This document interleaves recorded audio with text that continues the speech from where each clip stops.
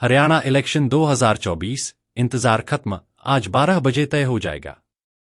कांग्रेस लौटेगी सत्ता में या भाजपा लगाएगी हैट्रिक? इंतजार की घड़ियां खत्म हो गई हैं। मंगलवार को 12 बजे तक तय हो जाएगा कि हरियाणा की सियासत में किसका मंगल होने वाला है। विधानसभा की सभी 90 सीटों पर मतगणना मंगलवार सुबह 8 बजे शुरू होगी और दोपहर तक तस्वीर साफ हो जाएगी कि भाजपा राज्य में तीसरी बार सरकार बनाने जा रही है या कांग्रेस 10 साल बाद सत्ता में वापसी करेगी। भाजपा तीसरी बार राज्य में कमल खिलाती है तो उसकी जीत हरियाणा के इतिहास में दर्ज होगी। प्रदेश में अब तक किसी भी दल ने लगातार तीसरी बार सरकार नहीं बनाई है। भाजपा और कांग्रेस के नेताओं ने अपनी अपनी जीत के दावे किए हैं। वहीं इनेलो का दावा है कि किसी भी दल को बहुमत नहीं मिलेगा और सरकार बनाने में उसकी अहम भूमिका रहेगी। निर्दलीय उम्मीदवारों पर भी सबकी नजरें रहेंगी। किसी को स्पष्ट बहुमत नहीं मिलने की स्थिति में निर्दलीय विधायकों की भूमिका बढ़ेगी। मुख्यमंत्री सीएम नायब सिंह सैनी, पूर्व मुख्यमंत्री भूपेंद्र सिंह हुड्डा, पूर्व उप मुख्यमंत्री दुष्यंत चौटाला, इनेलो इंडियन नेशनल लोकदल के प्रधान महासचिव अभय सिंह चौटाला, पूर्व मंत्री अनिल विज, हरियाणा लोकतांत्रिक पार्टी के नेता गोपाल कांडा, मंत्री कंवरपाल गुर्जर, दिग्विजय चौटाला, पूर्व मंत्री राव दान सिंह जैसे दिग्गजों समेत 1031 प्रत्याशियों के भाग्य का फैसला तय होना है। कई चेहरे ऐसे भी हैं जिन पर सबकी निगाहें हैं। इनमें देश की सबसे अमीर महिला सावित्री जिंदल, पेरिस ओलंपिक में पदक से चूकने वाली विनेश फोगाट, बंसीलाल की पोती श्रुति चौधरी व पौत्र अनिरुद्ध चौधरी, केंद्रीय मंत्री राव इंद्रजीत सिंह की बेटी आरती राव, पूर्व मंत्री कैप्टन अजय यादव के पुत्र चिरंजीव राव, कांग्रेस के राष्ट्रीय महासचिव रणदीप सुरजेवाला के पुत्र आदित्य सुरजेवाला प्रमुख हैं। चुनावी रण में उतरे 11 मंत्रियों के अलावा भाजपा के 13, कांग्रेस के 28 समेत कुल 63 विधायकों में से कितने फिर विधानसभा की ड्योढ़ी पार करेंगे, यह भी तय होगा। कांग्रेस की सत्ता वापसी या भाजपा की हैट्रिक के साथ ही यह नतीजे हरियाणा के क्षेत्रीय दलों जननायक जनता पार्टी, जजपा और इनेलो का अस्तित्व भी तय करेंगे।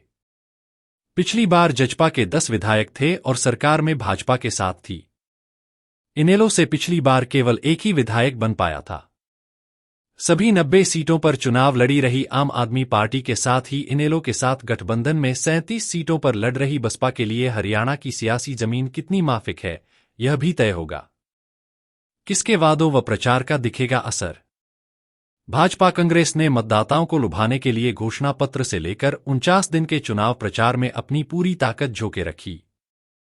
भाजपा को पहली बार हरियाणा में मुफ्त घोषणाओं का वादा करना पड़ा। भाजपा ने वादा किया कि यदि उसकी सरकार बनी तो वह महिलाओं को हर महीने 2100 रुपए उनके खाते में भेजेगी। 2 लाख युवाओं को सरकारी नौकरी देने की भी घोषणा की है। दूसरी तरफ कांग्रेस ने भी मुफ्त वादों की झड़ी लगा दी। महिलाओं को 2000 रुपए, सामाजिक पेंशन 6000 रुपए, 300 यूनिट बिजली मुफ्त देने और 2 लाख पक्की भर्ती का वादा किया है। प्रचार में दोनों दलों के दिग्गजों ने अपनी रैलियों व रोड शो से पूरे प्रदेश को नाप दिया। भाजपा की ओर से पीएम नरेंद्र मोदी ने 4 और अमित शाह ने 10 रैलियां की। वहीं कांग्रेस की ओर से राहुल गांधी ने 8 जनसभाएं व 2 रोड शो किए। प्रियंका गांधी ने भी राहुल गांधी के साथ 2 जनसभाएं व 1 रोड शो करने के बाद अकेले 2 विधानसभा क्षेत्रों में रैलियां की। सरकार बनाने में ये फैक्टर काम करेंगे। युवा, हरियाणा में बेरोजगारी बड़ा मुद्दा रहा है।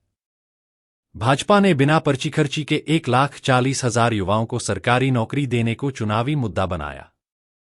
वहीं कांग्रेस ने बेरोजगारी के ही मुद्दे को उठाकर युवाओं से वोट मांगे।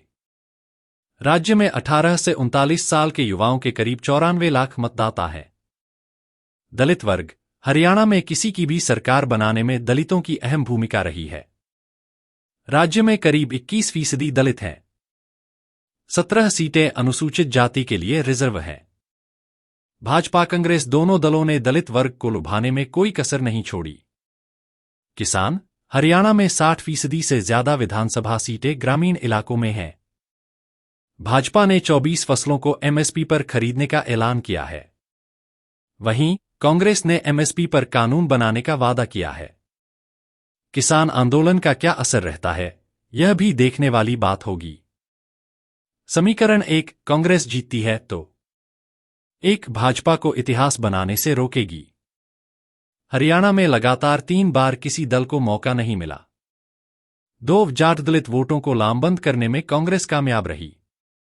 3 भाजपा के खिलाफ सत्ता विरोधी लहर का फायदा कांग्रेस को मिला। 4 किसान पहलवान आंदोलन और अग्निवीर योजना के प्रति गुस्से को भुनाने में कांग्रेस सफल रही। 5 सीएम पद पर भूपेंद्र सिंह हुड्डा की दावेदारी प्रबल रहेगी। कुमारी सैलजा या रणदीप सुरजेवाला के नाम पर कांग्रेस के अंदर ऊहापोह की स्थिति बन सकती है। समीकरण 2 भाजपा जीतती है तो 1 सत्ता विरोधी लहर का कार्ड नहीं चला। 2 पूर्व सीएम मनोहर लाल को हटाकर सीएम सैनी को मुख्यमंत्री बनाने का भाजपा हाईकमान का फैसला सही रहा। 3 जाट दलित वोटों को ध्रुवीकरण करने में कामयाब रही। ओबीसी व सामान्य वर्ग ने भाजपा का साथ दिया। 4 सीएम सैनी ही सीएम बनेंगे। भाजपा ने उन्हीं के चेहरे पर चुनाव लड़ा। हालांकि केंद्रीय मंत्री इंद्रजीत राव और पूर्व मंत्री अनिल विज भी दावा ठोक सकते हैं। समीकरण 3 किसी दल को बहुमत नहीं मिलता है तो 1 जिस दल की भी सबसे ज्यादा सीटें होंगी उसे सरकार बनाने का न्योता मिलेगा। 2 निर्दलीय विधायकों पर सबकी नजरें रहेंगी। 3 इनेलोप्सपा गठबंधन किसे समर्थन देता है इस पर भी सबकी निगाहें रहेंगी। एग्जिट पोल में 3 से 4 सीटों का अनुमान। 4 राज्यपाल पर भी निर्भर करेगा कि वह किसे सरकार बनाने के लिए बुलाते हैं।